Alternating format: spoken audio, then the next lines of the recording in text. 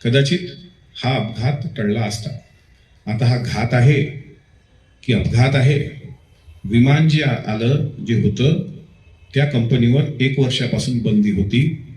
मी काल शंका मीडियाच्या समोर व्यक्त केली होती की त्या दिवशी दादांची ओळख त्यांच्या हातातील घड्याळावरून पटली असं सांगितलं गेलं.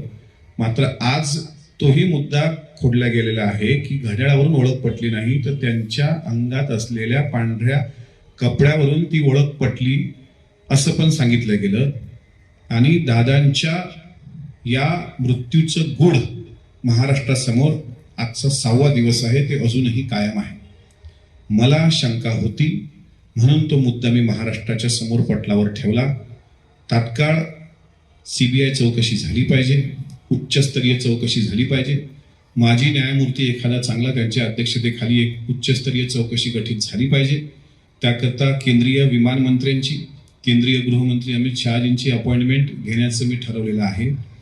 तत्पूर्वी 1 दिवसाचं विशेष अधिवेशन राज्याच्या मुख्यमंत्र्यांनी बोलवावं असं सुद्धा पत्राद्वारे मी 2-3 दिवसात मुंबईला गेलो तर त्यांना भेटून विनंती करणार आहे.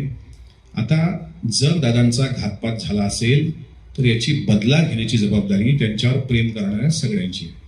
बदला घेणं म्हणजे आपल्याला काही ढाल तलवारी काढून संताजी धनाजी जसे पेटून उठले होते औरंगजेबाच्या तंबूचे कळस कापायला तसं करायचं नाहीये.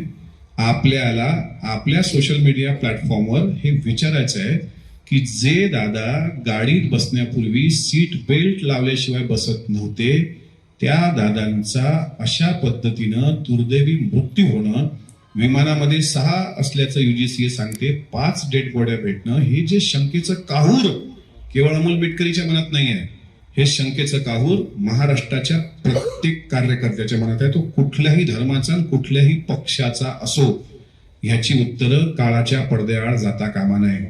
कारण ताश्कंद कराराच्या वेळेस लाल बहादूर शास्त्रीच्या विमानाची दुर्घटना झाली, ते गुण अजूनही देशाच्या समोर आलं नाही. अजितदादांचं प्लेन क्रॅश झाल्याच्या ठिकाणी आम्ही गेलो. संध्याकाळी 5 वाजता अंत्यविधी आटोपल्यानंतर, तो दिवस एकादशीचा होता मला आठवतो, तिथली माहिती घेतली. तिथल्या सरपंचांनी असं स्टेटमेंट दिलं होतं की कोणीतरी विमानातून उडी मारण्याची धडपड करत होतं, आम्ही त्याला वाचवायला गेलो तो अचानक स्फोट झाले आणि मग नंतर कळलं 5 मृतदेह त्या ठिकाणी सापडले. UGCA म्हणते की विमानात 6 लोक गेली, सापडतात प्रत्यक्षात 5. अवतीभोवती जी कागदपत्र आहेत ती कुठे जळलेली नसतात.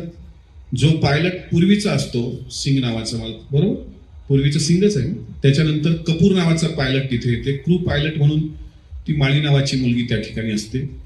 आणि दादांसोबत विदीप जाधव त्यांचे सुरक्षा रक्षक, ते सुद्धा त्या दिवशी याच्याकरता गेले होते कारण त्यांचं मूळ गाव बारामतीपासून जवळ असल्यामुळे